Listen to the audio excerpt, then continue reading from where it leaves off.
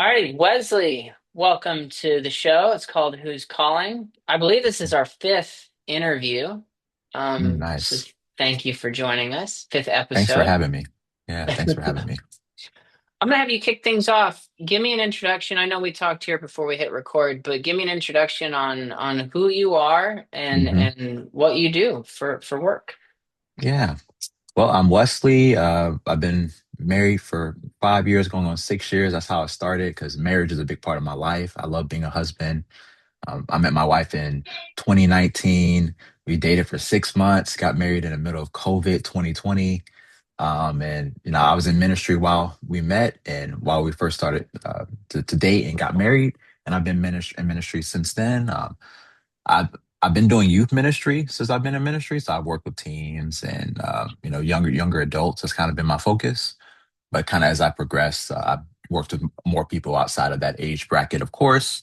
I grew up in the churches of Christ, so that's where I got my ministry training, and that's like the churches I've been working at over the years. Currently at a church that's affiliated in some ways with the Churches of Christ, but not necessarily. It doesn't have Church of Christ on the the title of the church. So that's kind of who I am. I live in Birmingham. I absolutely love Christianity, spirituality, theology, mysticism. Like that's my language when it comes to matters of faith and trying to make sense of faith. I love to create content as well. I got a YouTube channel, been making videos on that there for years now. I mean, I was making YouTube videos back in the day when people just made videos to be silly and all that. So that's how long I've been doing it. But as I've matured, my content has matured too. And so I absolutely love doing that. Love making film, love making music as well. I've been doing a lot of music lately, and I've been doing music since before I was making YouTube videos. So those are some of the things that I'm passionate about. Love films, love movies, love reading. I'm a student of the culture. So those are kind of the things that get me excited. I could talk about film all day. I could talk about books all day. Yeah, so that's who I am. Awesome. Well, let's talk about your calling. When did this all start? Could you identify when you first were interested? Yeah. So I was baptized when I was 12, and that was a significant thing because in my tradition, the Church of Christ, baptism is a really big deal. They don't believe that you will be saved by God unless you're dunked in the water. So it's a really big deal. So I was really encouraged by my family and the church I was a part of at the time to be baptized. So I went through with that, but when I was dunked in the water and like I made that decision, I didn't really notice a shift within me. Like I think I was expecting something magical to happen, but nothing really changed. Like I was in the water and I was able to do some more things I couldn't do before at the church. Like I had more leadership responsibilities now that I was baptized. But my life looked the same. So I like to say that maybe that's when I opened myself in some way to maybe the spirit, right? I don't know. But I started to see little moments of that as I continued to move. So at 16, something happened.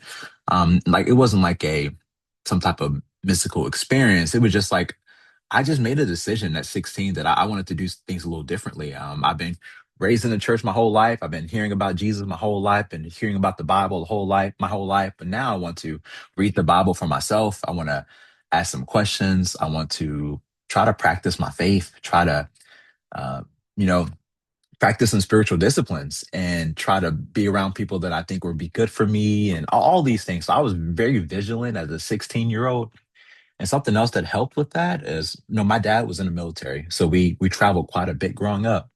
And at 16, we moved. We were living in Hawaii at the time, but then we moved to New Orleans, and that's when I started a brand new school year as a junior. And I don't know, I think that fresh start just kind of gave me an opportunity to look at my life, to look at the scriptures, and try to see who I want to be. That's kind of some of the questions that I was wrestling with at the time, and also got exposed to like a book called The Four Agreements by Don Miguel Ruiz. And like I think 16, that's kind of where my love for reading started to really take off. So I was reading that book.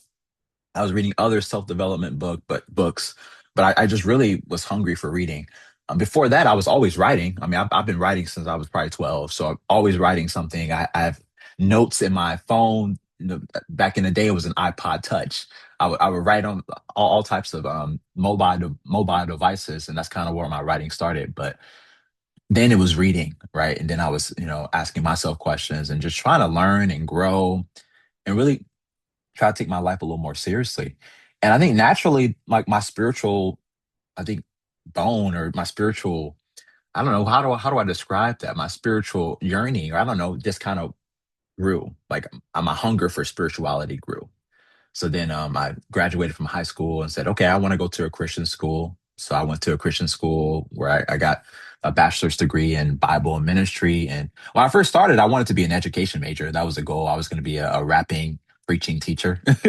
Like I was going to be a teacher and I was going to preach on the side and maybe make some music on the side. I was going to combine all that together.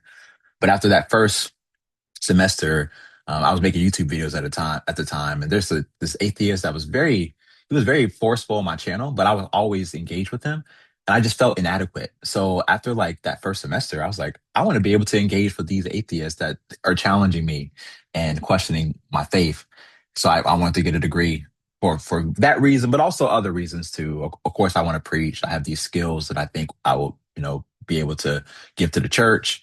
So that was one of the reasons. It's funny because I graduate with more questions than I began with. Like I'm not, I'm graduating not feeling even more inequipped to address the atheist on my YouTube channel, right? And eventually he goes away, but just these different moments and these different things just kind of you know raise some questions within me. So I don't know if it was like I didn't get a an answered prayer in the middle of the night, me on my knees, just kind of asking God, what do I do with my life? It was just a kind of just different things just sprinkled in. And for whatever reason, I decided to go this way and then that way. And then next thing you know, here I am. And that's kind of where I've been. I think just kind of as the doors open, I'm asking questions about myself and God, and then just kind of walking through the door and seeing what happens next.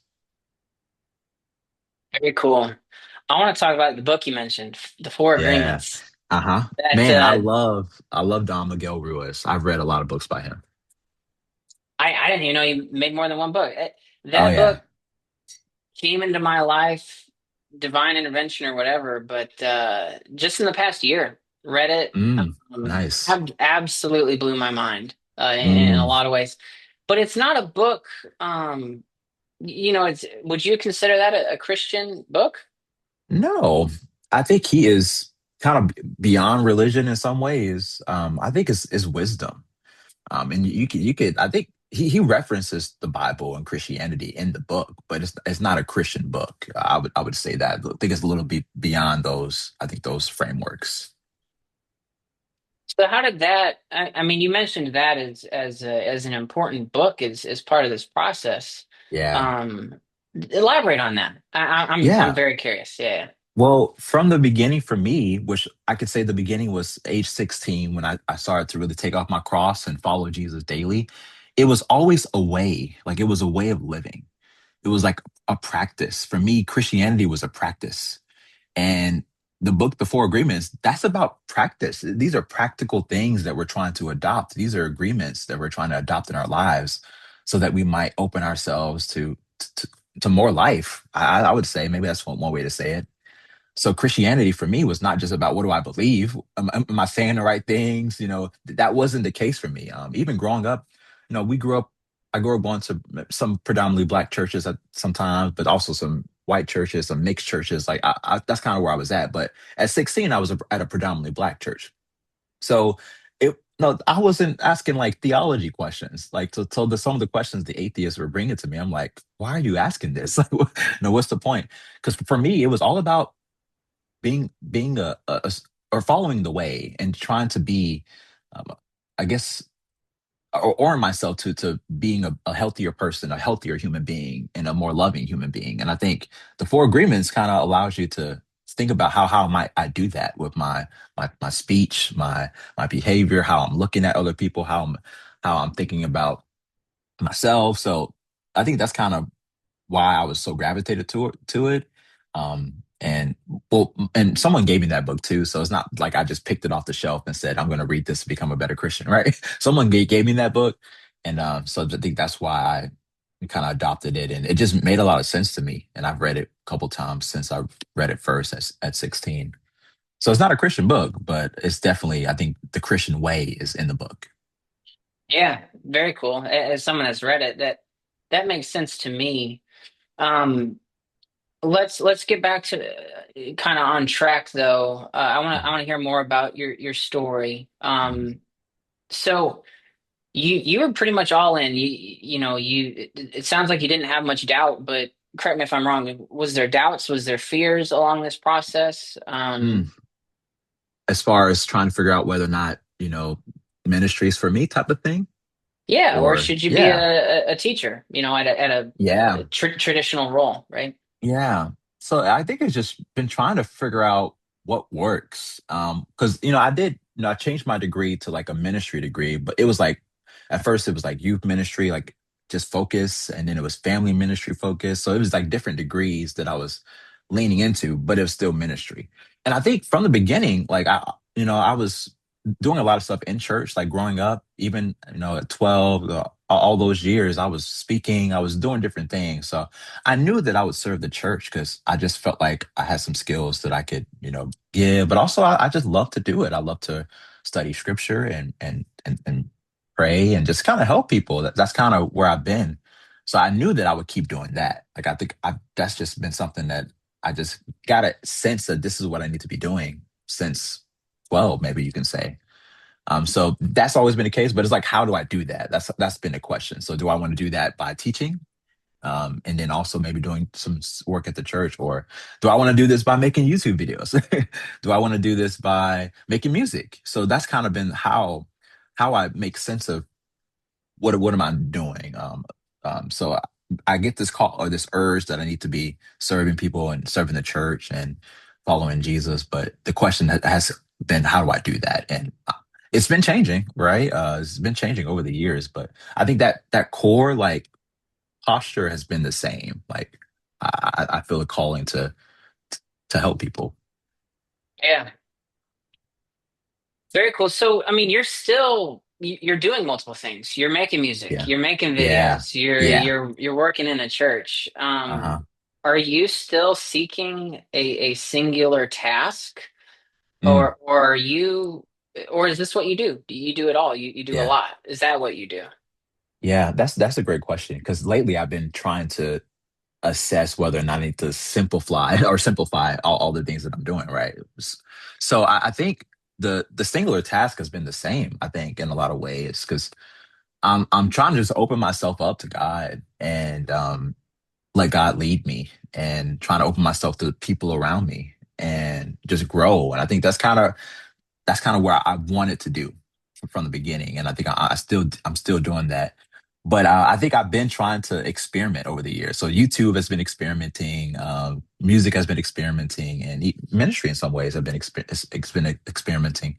And as I go along, it's like, okay, what do I find exciting? And as also like it's okay to put something down for a second too. So maybe I need to put down YouTube videos for a little bit and focus on this.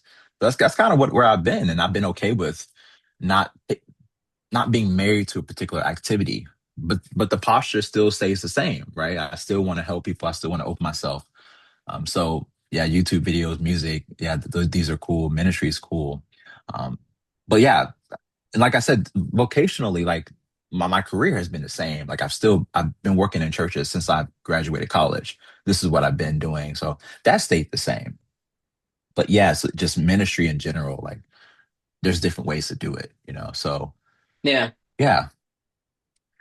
Well, I'm gonna take you back a few sentences to when you said something around, you're always open to God's guidance, or you're trying to figure out what God wants you Yeah. to do. How, Yes. how do you do that? What's your prayer life like? I mean, get Mm, specific with me. yeah. Do you wake up and just start asking, what do I do? Mm, yeah. Well, a lot of my prayer life is just listening. I try to do a lot of listening. And when I listen, I get a sense. So yeah, I try to block off. I'm really into spiritual disciplines. They're really important for my life. Discipline in general has been really important in my life since I was 16. So I like doing the same thing every day if I can, and I can be really strict about this. My wife and being married has helped me to loosen up a little bit. But yeah, so I like to start my day just having silence and just sitting in silence. So I love these noise cancellation headphones, man, because it can be real quiet, right? And I just have some time to just sit and I like centering prayer. I do a lot of centering prayer. I'm not sure if you're familiar with that, where you just kind of pick a phrase or something you want to focus on and just let that ground you while you're trying to open yourself to God in the prayer. And it just depends. If I have a day where I'm just feeling like I need more help, so I'm going to use more words. But words over the last maybe 4 years or so have been something I've been struggling with. So I sometimes I don't think I have the words to offer up in prayer, and I don't even know what I want in prayer. And so I try to use that as a time to listen and try to listen to what God might be telling me. And there's no audible voice that I'm hearing, no, but it's an idea that might come up or a thought. And I think if I pursue that thought and it becomes fruitful, then I'm saying that thought was from God. Does that make sense? That's kind of how I make sense of God speaking to me. Like what fruit is coming from whatever I'm pursuing? Like what's happening? A good example of this, I remember I was um I was showering. This is maybe TMI, but I was showering and I had my wife. She said something, and like I had a thought, like that. I was like in real time seeing two different ways I can respond to something, and I chose this way, right? And I pursued that, and I ended up getting her flowers and all this, right? And I think that is just one way to see that, okay, I'm listening to this voice, and if I go through with that voice and I end up here, maybe this was the right voice, right? Especially when it just kind of makes sense, and it's kind of hard to describe that, but that's kind of how I try to make sense of hearing from God, especially in prayer, and that's how my prayer life looks. I hope that makes sense. Sort of, but you're really getting to where I personally have lots of questions in Mm, my own, call it faith life, faith journey, just trying to figure yeah, out what all of this is, the reality yeah, of what this yeah, is.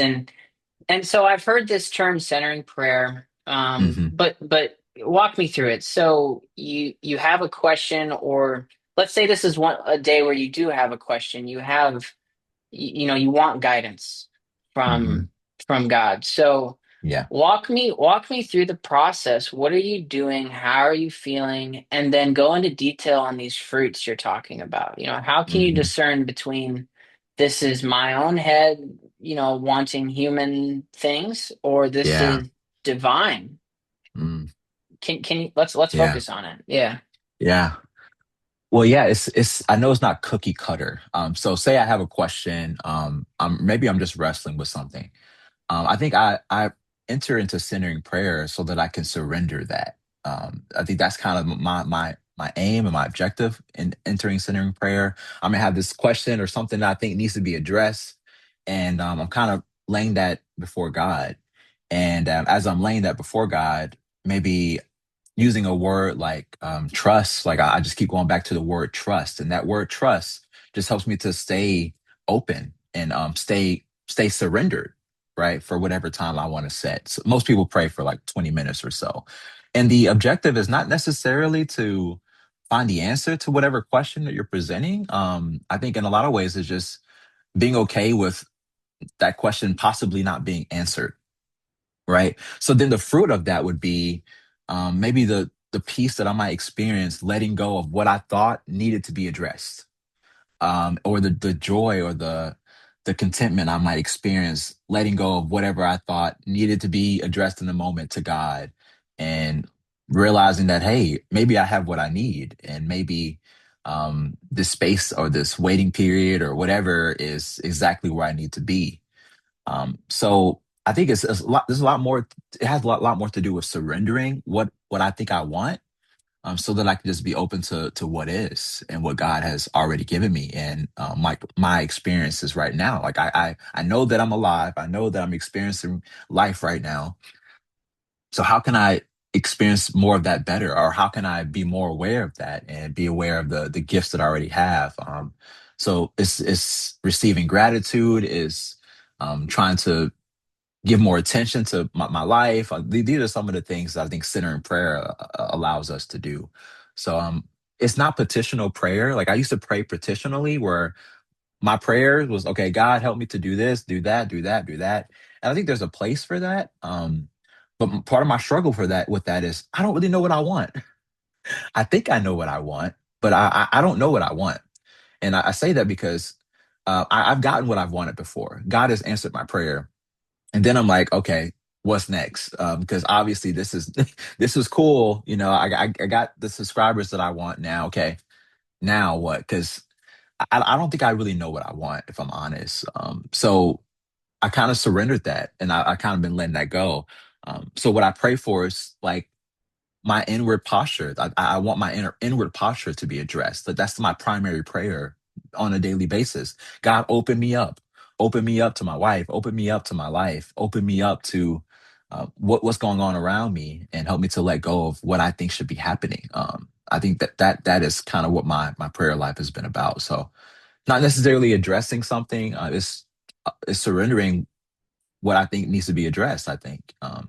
And it's not resigning too. Don't hear me saying I'm resigning and just, just giving up. It's just I think in that posture, when I'm more surrendered and more at ease and more relaxed, I think I can address whatever issue that I have better. Always, at least that's been my experience. So some of this might be hoopla, but what are you thinking as you hear this? Well, I think it's different words for what I've heard before, and somewhat similar to an interview I did last week. So I have a lot of questions, and apologies if these are dumb questions now. But I'm going to try to dig deeper. Okay. Um, y you mentioned, your goal is real. It sounds a lot to me like, God's will be done, right? Yeah. Not yours Yep. at the Not end my of the will, but day. thy will be done. Yeah.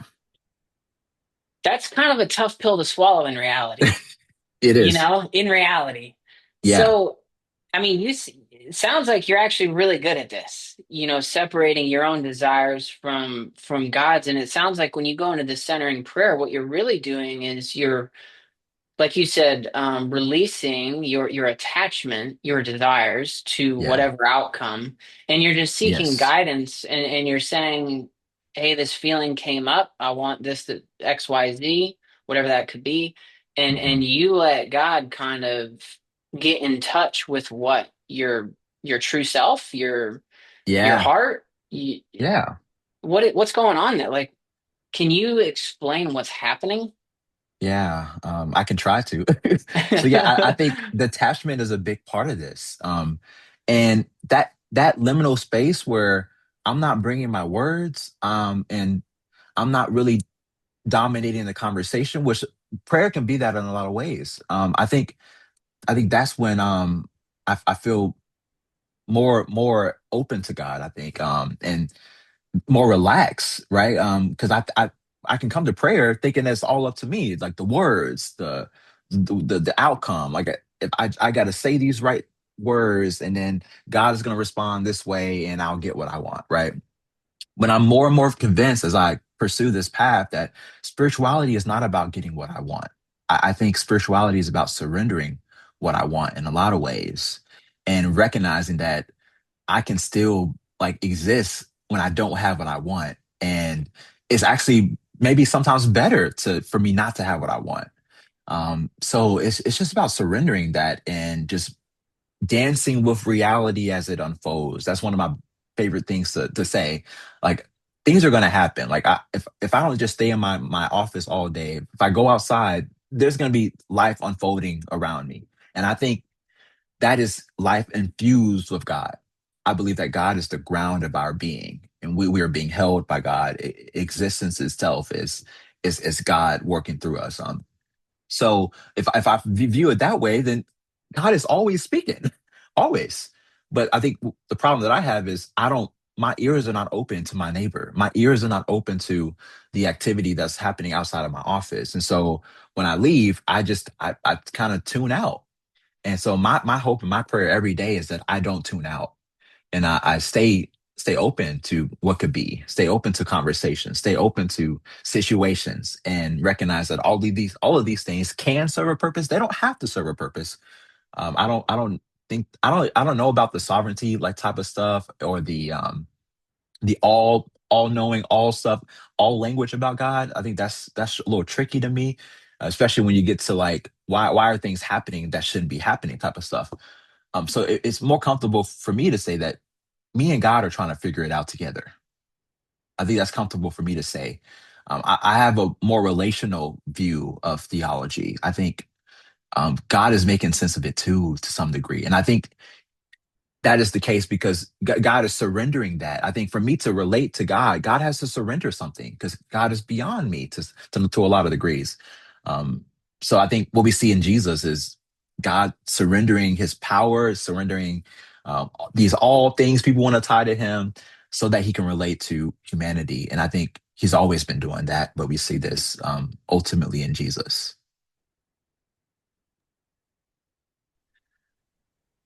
So what's your strategy day to day? You said you Mm. have a schedule you like to stick to. Yeah. Uh-huh. Yeah. Um, yeah, give me your secrets. Yeah. Well, like I said, I just love discipline, and these disciplines are for me to just stay open. That's like that's the strategy to stay open and to do all I can to dance with life and to have what I need to dance with life for the day. So I'm really big on like if I can go to sleep at the same time every day, I'm gonna try to do that. If I can wake up at the same time every day, I'm gonna try to do that. Just because I know myself, and not everyone has to do that. Like if my prayer is that I can be okay if, I don't have any kids right now. So whenever I do have kids, I know my schedule is going to be out.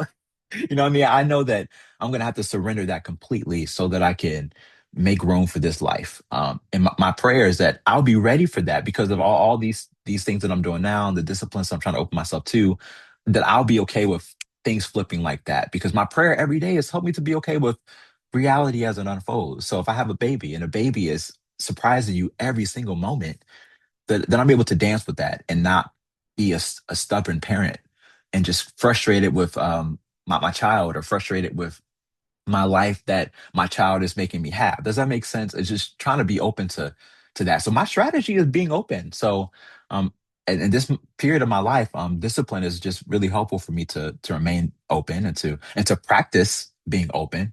So that's what my life is a lot. A lot of my life is practicing for the moments where I'm on the road and people are driving crazy around me. And I know I want to show up better. So all that practice, okay, I don't have to flick anybody off. Like I can control my emotions, I can control my thoughts, I can control my behavior. And discipline allows me to practice for that. So when life happens, when someone cusses me off or cuss me out, I don't know. That hasn't happened like ever. But if someone happens to cuss me off, cuss me out at Publix, I can recognize that I don't necessarily have to respond like by default. Like there's different ways that I can approach that. I don't have to take it personally, the four agreements. If I don't want to, I can take it. I can choose to.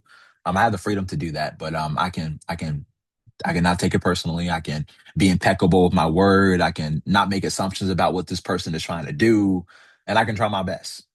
Which is these are the four agreements. So I think discipline allows me to practice those things. So my strategy is ultimately to stay open, but these disciplines and these things that I'm trying to do for my own life that work, they help me to do that. Why do you think that's important? And I ask because, at least in my Christian upbringing, I was always, told basically your works don't matter. And maybe that's different across different denominations. Yeah, But then, there's this, the Jesus, right? And yeah, we should be like Jesus. Jesus uh-huh, says, so why does it matter to do yeah, to do God's will? That's my yeah, question for you. yeah. Well, there's two different things I want to address. Maybe when you're talking about salvation or thinking about works, I think objectively, like big picture, Jesus has done the work. This is what I believe, and I believe that ultimately all of us would be restored because Jesus have done the work. Like this is the end game. The end game is restoration of all creation, restoration of all humanity, healing of everything. Like this is the end goal. So objectively, I'm saved. I'm one with God objectively. But subjectively, on a personal level, I might not experience that because of maybe some of the habits that I have or the decisions that I make out of ignorance. I make a lot of decisions that are not good for me out of ignorance, and I really believe that because if I knew what I was doing would lead me down this road that I don't want to go, I wouldn't do that. And a lot of my decisions I make in my life, I don't know how it's going to end up. I mean, I think that I'm going to end up here, and if I really knew where I was going to end up, I wouldn't make the same decision. So I think we're all operating out of ignorance in a lot of ways. So subjectively, I may not experience the love of God or the healing of God if I'm not practicing these things, if I'm not practicing love, if I'm not practicing praying for my enemies, if I'm not practicing the way of Jesus, I think that's when I start to experience salvation on a subjective level. So there's nothing that I'm doing to try to get God's approval because I believe God has given his approval already. Like God approves me like completely, but I may not experience that on a subjective level for whatever reason, because I haven't heard it, because I haven't been taught it, because of my upbringing, because of some decisions that I'm making in my life. And I think practicing the way helps me to be directed and connected to that objective truth that I am a child of God. I'm beloved by God. I'm one with God. And I think that's what I learned through Jesus. So I think that's kind of my take on the whole works thing. And we do that. We do good work so that we can experience healing, experience love. And I think all of this is the will of God.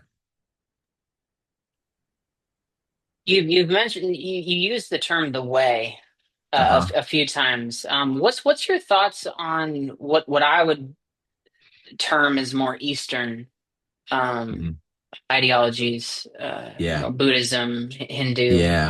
Uh-huh. What's your top level take on that? Are we all Yeah. talking about the same thing, or? Yeah. That's a great question. There are similarities and there are parallels, I would say, because I think there's the spirit of God working. I think the spirit of God is working through all of these religions, maybe in different ways. We could say that. And another way to say that, I hear people say this often, is that truth, you can find truth in anything. And truth, no religion has a monopoly on God's truth. That's another way to say that. So yeah, you're going to find some truthful elements in these things.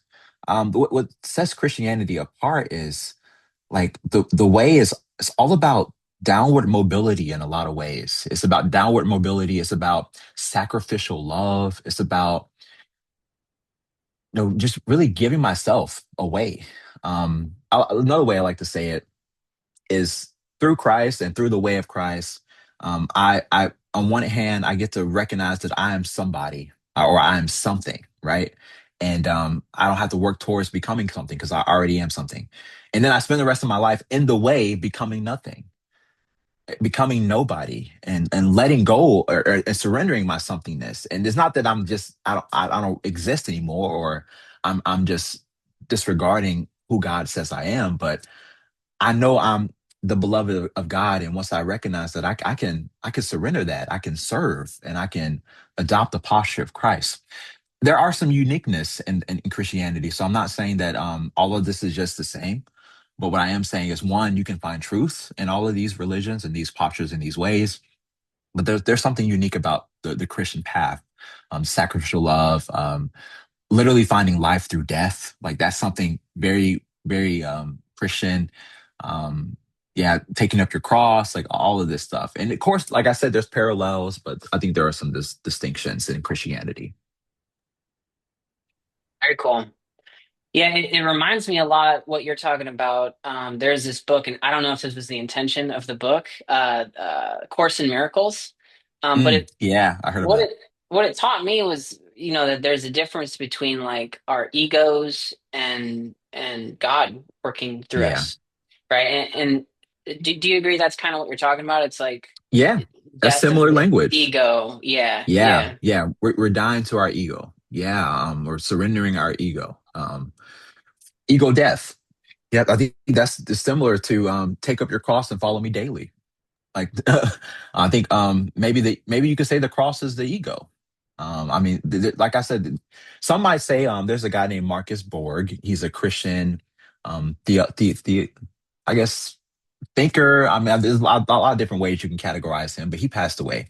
But he wrote this book called Speaking Christian, and in that book, he argues that what sets Christianity apart from a lot of religions is that Christianity, first of all, is a language. It's a particular language to make sense of God. And he would argue that really all religions are languages to make sense of the divine activity.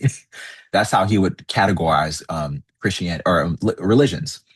So Christianity is a particular dialect, he would say, or language. So notice that, you say the word ego, and, we could say that that's also, I don't know, the false self. I think Paul might say false self. So it's just like this aspect of me that I want to surrender so that I can live truly and freely. And some of us might need salvation from that, right? And healing from that ego. So yeah, like they're similar terms, and someone like Marcus Borg would say that like Christianity is a language to some degree, a spiritual language to make sense of divine activity.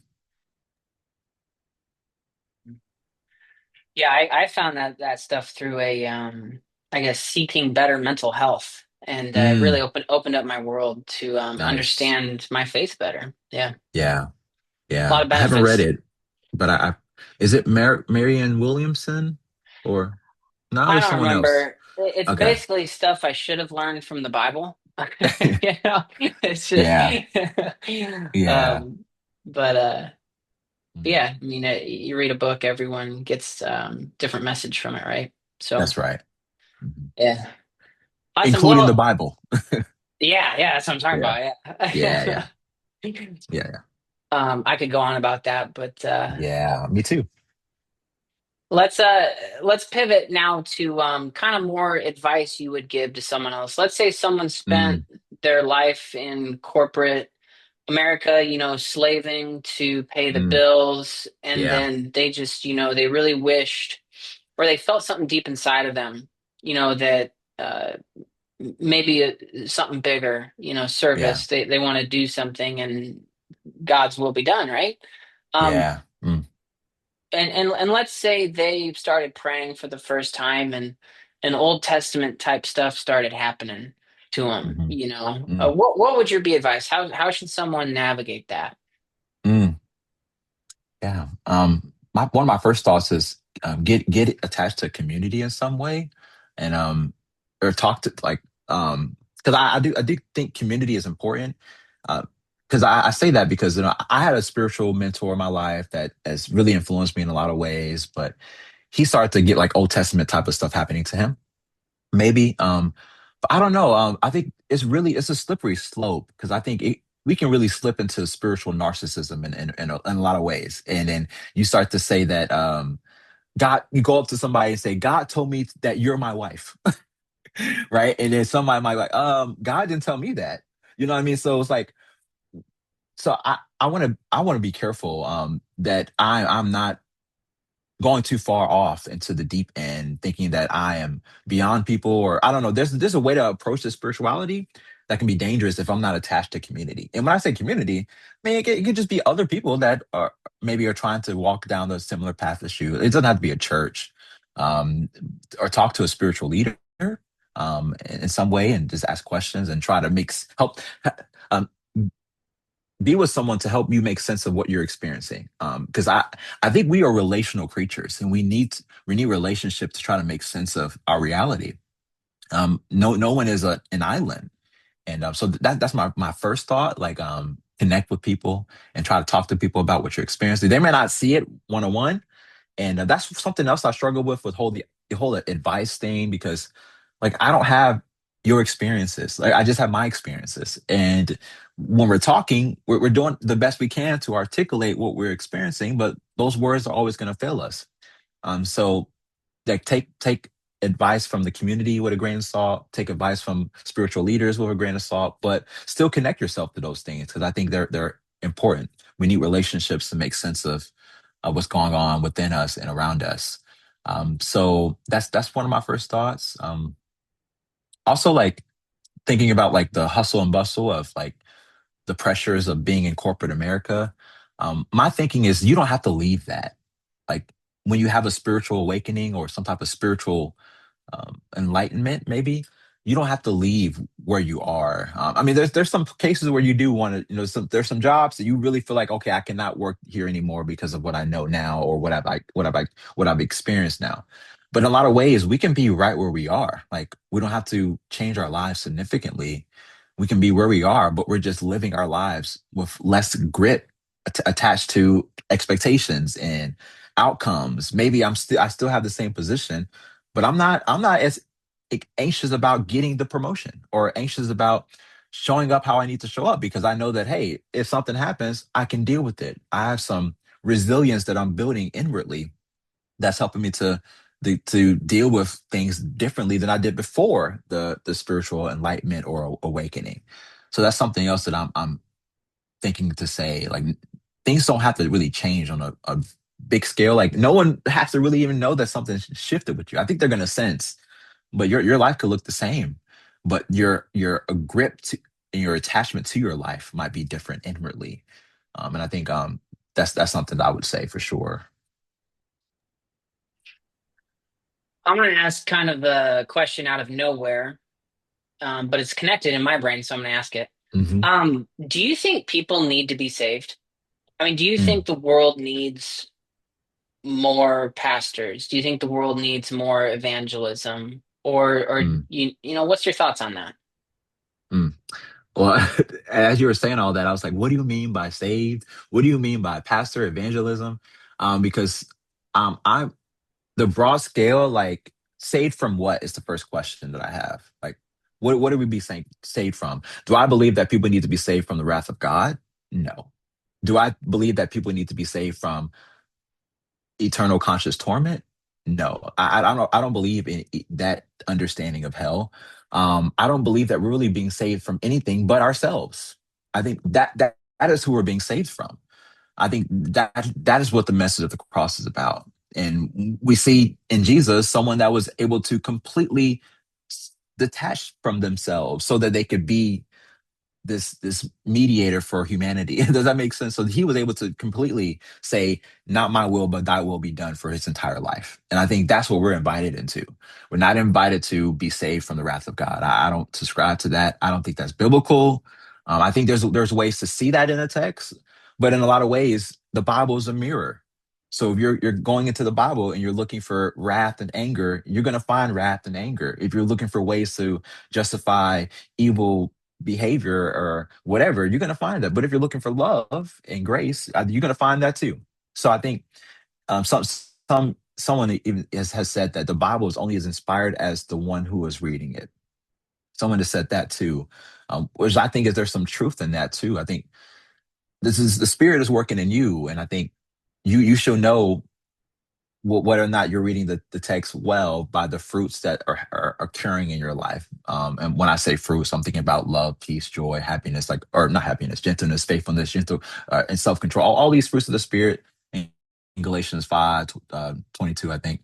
So I think these are the type of fruits that I'm thinking about. I'm not thinking about, I got a new car, a new house, I got a raise. Like, those are not the fruits that I think the spirit or the kingdom of God is concerned about.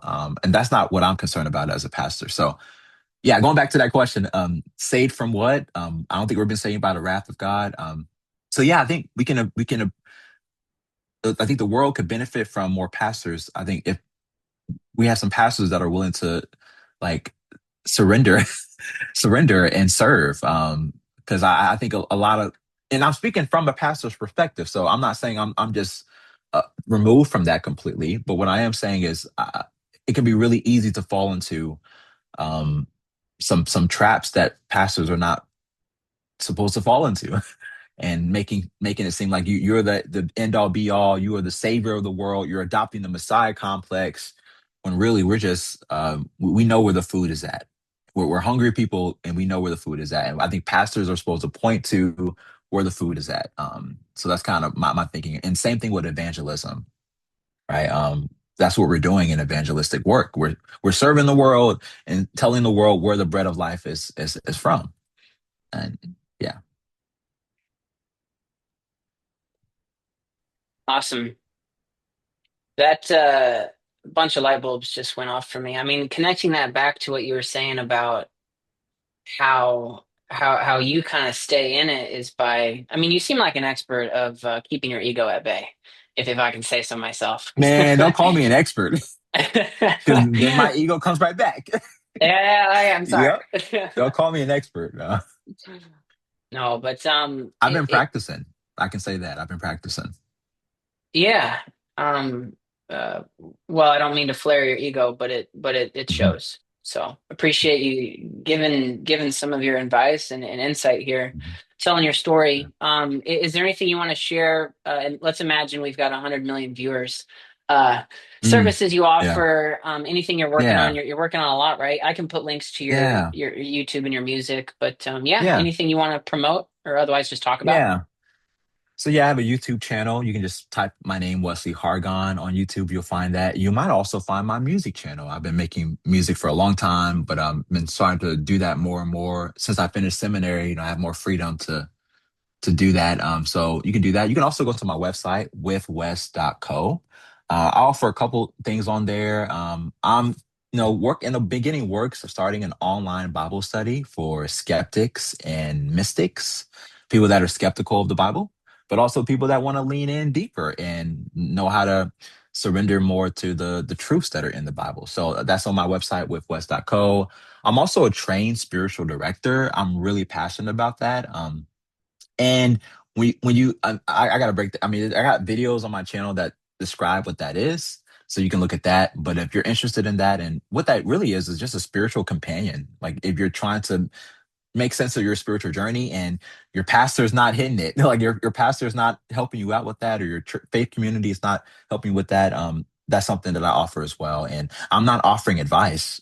What I'm doing is I'm sitting with you in those questions and raising up what I notice and just trying to be someone present with you as you try to make sense of your spirituality. So that's what I offer as well on my website. And yeah, you might find some other stuff on there too. So withwest.co would be a good place to go if you want to be connected to my work and what I'm trying to do.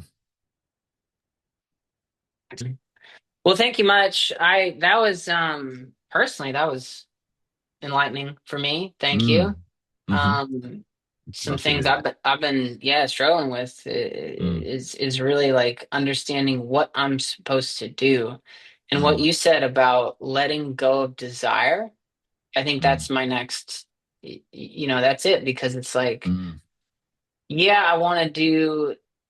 And by the way, a little bit about, my story is I am that corporate burnout who turned to mm, God and turned away from, really it was alcoholism and going to the mm. hospital, almost dying.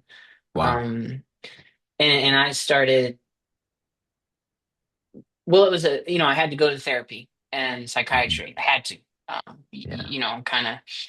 And, they gave me pills and stuff, but pills quickly turned into there's much deeper problems here. And I started Hmm. going to a therapist. And a therapist, what really happened was, I was talking about, guilt and needing people's approval, right? I identified those as issues. Mm, And he says, but you're Christian, right? So Jesus died for your sins. And I was like, yeah, yeah, sure.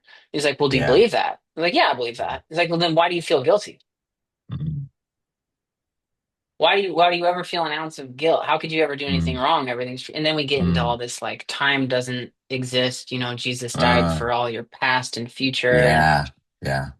and so then I started getting into this and I opened myself up to meditate. I just straight up call it meditation. I Okay. started Nice. learning more about Eastern practices and Yeah.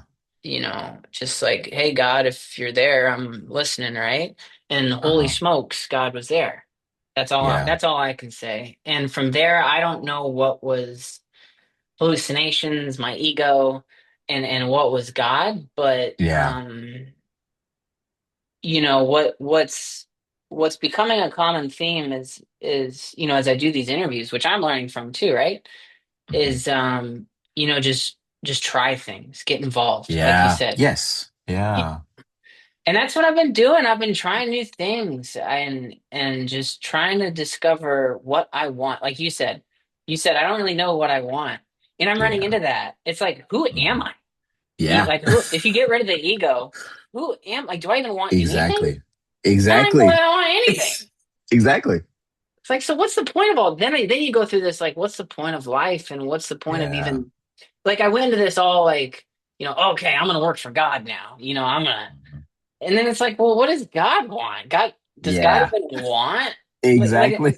and that's what I ask you, like, does he even need saved? Yeah. And I loved your answer. We need saved from ourselves. I Yeah. see that Mhm. resonate. That gives me goosebumps right now. It's like, Yeah. that's what, maybe that's what makes God happy. Mm. I don't know.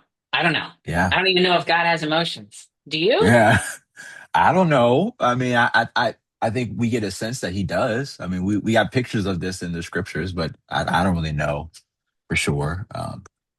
Yeah, I keep going back to the relationship type of thing, and also God as Father. So if I imagine God as Father, then yeah, maybe he does have emotions, and he's happy when I am healed of myself, and he wants me to be healed. So yeah, I think I could say something like that. Um, but yeah, it does get tricky real quick in talking about this stuff. Yeah. But I I don't I understand it, but it appreciate. feels good. Doing Yeah, this, it just feels exactly. And I good. could I could tell you're open. So kudos to you and your posture to be open to other people and learning. And I think that's the most important step we could take. Like, oh, like I'm open to practicing. I'm open to trying things. I'm opening myself to other perspectives. So yeah, I think that's really important. Appreciate that. That's another thing Yeah. you said, your inner posture. I thought that was key as well. Mm, nice. But that was the switch in me. It was like Mm, I've got it figured out. I'm doing it. yeah. I'm an American male. Yep. And that's just the opposite mindset of Yeah. the fruits, right? Yeah. Peace, joy, Yeah. happiness. And Uh-huh. I'm learning literally this week, it's all about love. And you brought that up too.